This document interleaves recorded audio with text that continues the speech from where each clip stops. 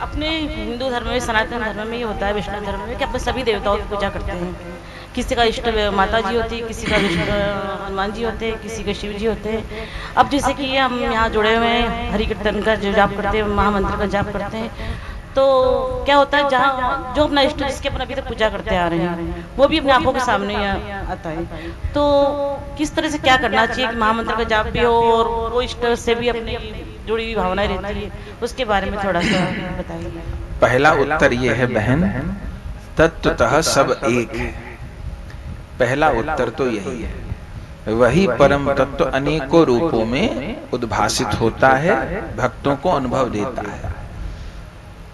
लेकिन अपने सारे पुराणों में, अब कितने लोग प्रश्न करते हैं, महाराज शिव पुराण पढ़ा था, उसमें शंकर जी सबसे बड़े हैं, देवी पुराण पढ़ा तो देवी सबसे बड़ी है, हमने गणेश पुराण सुन लिया तो गणेश जी सब में बड़े हैं, सूर्य पुराण पढ़ लिया तो सूर्य सब में बड़े, हमें यही नहीं पता सब में बड़ा कौन है।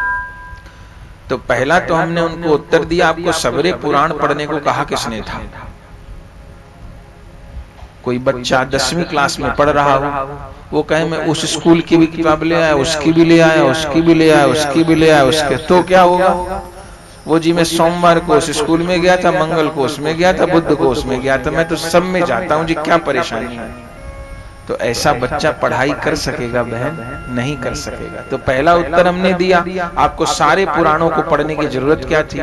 फिर हमने उनको ये कहा कि आपने किसी पुराण में ये लिखा देखा कि कृष्णस्तु भगवान स्वयं? ये केवल श्रीमद् भागवत जी में वर्णन है, और श्रीमद् भागवत जी वेद व्यास जी के अंतिम पुराण हैं, और उनमें लिखा है एतई चांश कला पुंस कृष्णस्तु भगवान स्वयं। जितने भी देव हैं वे सब भगवान का अंश हैं, श्री कृष्ण स्वयं भगवान हैं, वो किसी का अवतार नहीं है, वो सबके मूल हैं। तो इसलिए इष्ट देव के रूप में श्री हरि को ही स्वीकार करना चाहिए। तो आप कहते हैं देवी जी कौन है? देवी जी, भोले बाबा जी, हनुमान जी, सब भगवान के भक्त।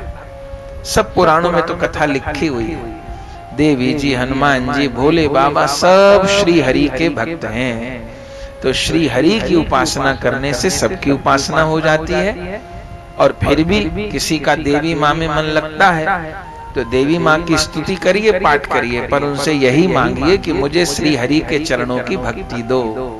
जैसे आपने गोपिकाओं ने भी पूजा की देवी की, सीता जी ने भी की, रुक्मणी जी ने भी की, पर भगवान को मांगा, तो आज गोपी सबसे बड़ी भक्त हैं।